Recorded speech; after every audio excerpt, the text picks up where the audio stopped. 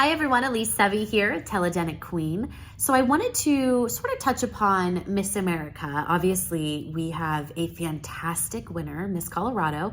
Well, not Miss America, I should say, Madison Marsh.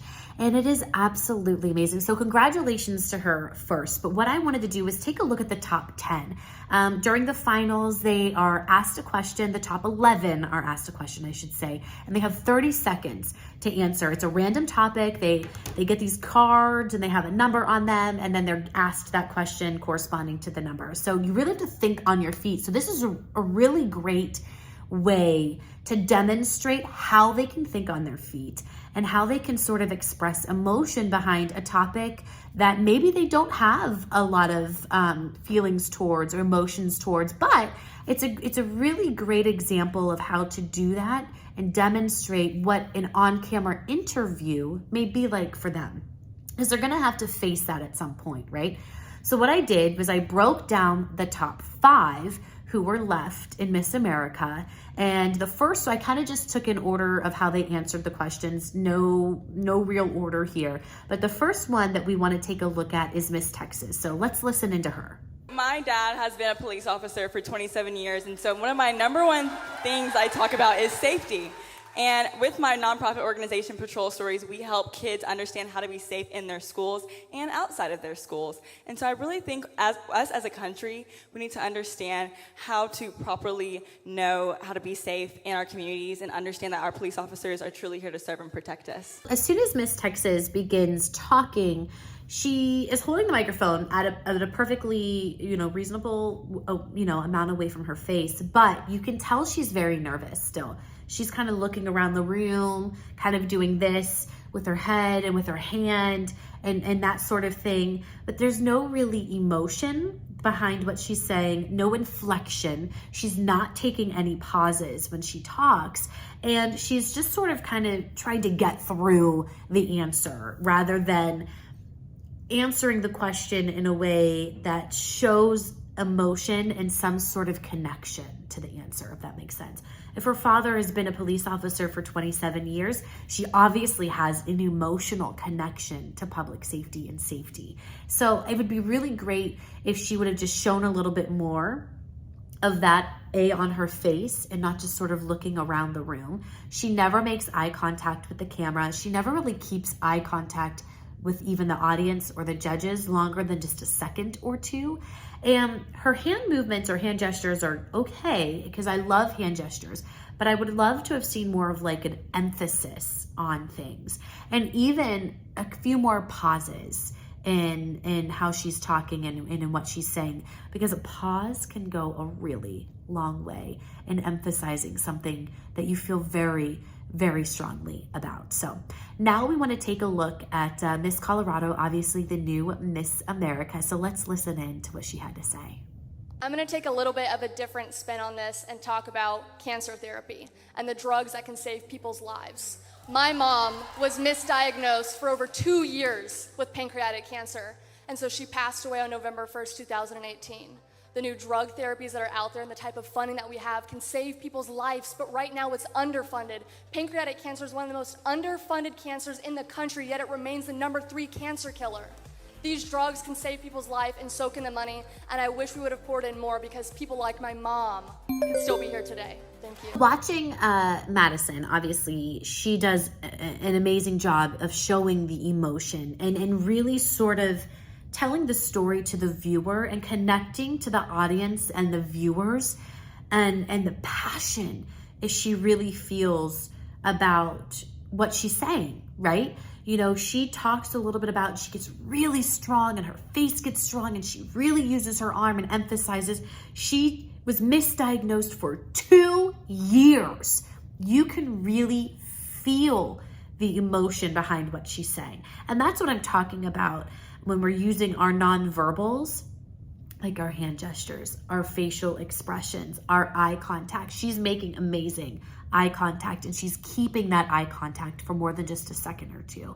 And she is passionate about what she's saying, and you can feel the passion like almost emanating from her. So that is what we want to accomplish, right? That is what we want to achieve in an on-camera interview, because that's what is going to help the audience connect to you. That connection between you and the audience and your message is what is going to make a difference.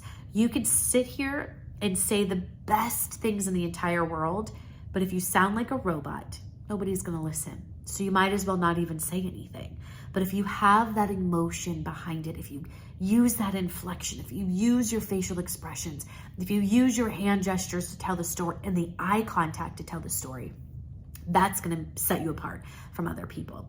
So next up, we want to listen to Miss Kentucky. Let's take a listen. Nutrition is so important, and especially for our youth in America. This has been something that I've been able to nurture in my full-time position as the Kentucky Proud spokesperson through the Kentucky Department of Agriculture as my role as Miss Kentucky. So I have the privilege of going into dozens of schools, hundreds of schools in my year as Miss Kentucky and talking with Kentucky's kiddos about the importance of shopping local and getting that food, that nutritious food from farm gate to plate.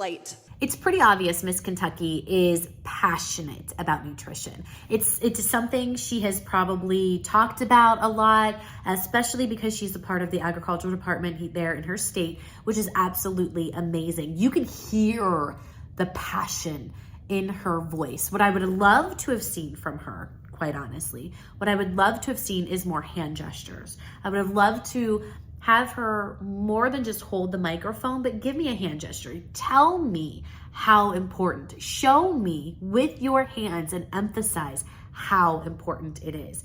You can hear she has great voice inflection. And I will say the eye contact, I only saw her kind of turning to the side, which I assume that's where the judges are sitting. And that's fine. I understand you need to make eye contact with the judges. But when you are doing an on-camera interview, you need to make sure, especially if you're being interviewed, you need to make sure you're making eye contact not only with the person you're being interviewed by, so like the reporter or the anchor, but you need to make eye contact with the camera itself, because you need to sort of think about it as like a third party, a third friend, right? They're my friend, the reporter and anchor, and the camera is my friend. And by the camera being your friend, I mean the audience at home is your friend. So you're inviting the audience into your conversation. So it's sort of three friends sitting around having a conversation, chatting, talking, and it's very natural and it draws the audience in. So what I would have loved to have seen from Miss Kentucky is a little more eye contact, not just with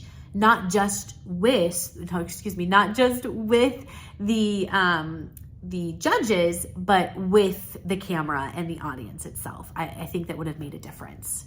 Next up is Miss Rhode Island. So let's take a quick listen and watch. I am personally a political science honors thesis candidate at Brown University, so I understand how important it is for young girls to learn that they should form their own political beliefs and contribute to our political climate by voting. At the same time, I understand that the role of Miss America is a job. When you're a pediatrician, it does not matter what party the person you're treating belongs to. You're there to help people. It's a job. So as Miss America, I would treat it as a job and help people no matter what their political beliefs are.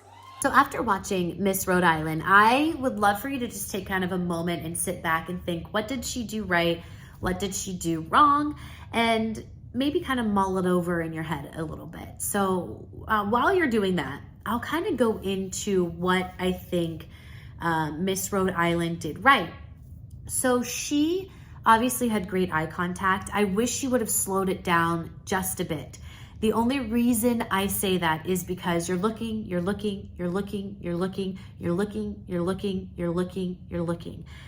It's hard for me as an audience member or somebody who is watching on camera, it's hard for me to make a connection because you're constantly looking around the room. You just sort of want to make a glance, 2, 3, a glance, 2, 3, a glance, 2, 3, a glance, 2, 3. And so you want to slow it down just a little bit. Give yourself a 1, 2, 3 count or a 1, 2 count, just so you're not so all over the place. The only other thing that I did feel is she was just a little stiff. And I feel bad saying that because I know on stage it's really, really hard and I get it. but she could have loosened up just a little bit because she's holding the microphone like this, but she never moves her arms. She never moves her shoulders. She's looking around the room like this, but she never moves any other part of her body. And it comes off, whether she was nervous or not, being that stiff comes off as if you are nervous. And when you're giving off that nonverbal cue, it kind of translates to the audience that you don't really want to be there.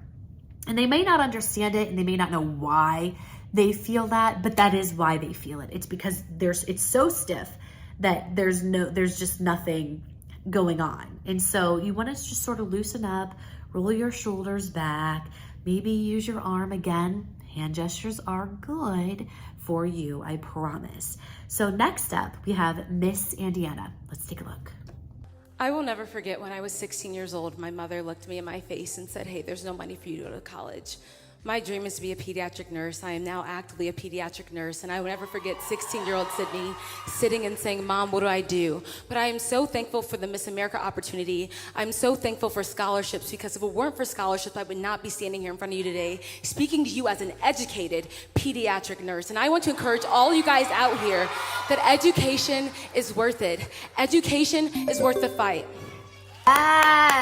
Yes, Miss Indiana. That is what I love, the passion. She is talking with conviction. She's using the inflection in her voice. She is passionate about what she is saying. The only thing I would have loved to see from her is maybe just a few more hand gestures, a few more hand movements, maybe a little bit more eye contact as far as like holding it just a smidge longer. She wasn't sort of looking around the room too much, but she was just looking around the room enough.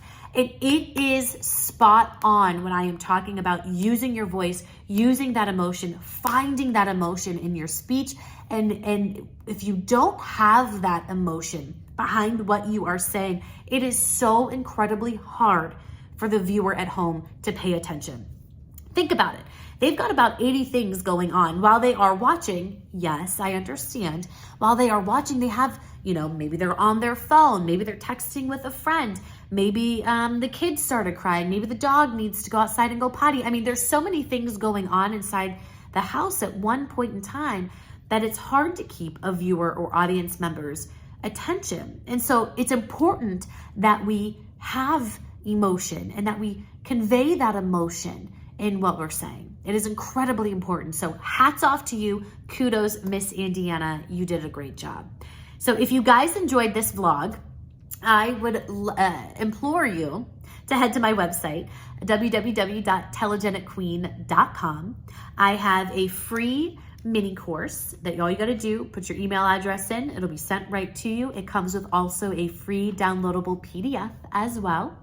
And I would love for you guys to check it out. It is called From Blunders to Brilliance. It gives tips and advice, expert tips and advice, I should say, on how to recover when you make a mistake during an on-camera interview.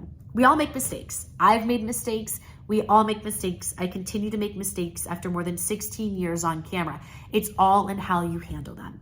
So I give you some of the techniques that I use, some of the things that I do, some of the things that I say, some of the things you should never do. I break it all down for you. It's only 5 minutes long, but check it out on my website, telegeniqueen.com.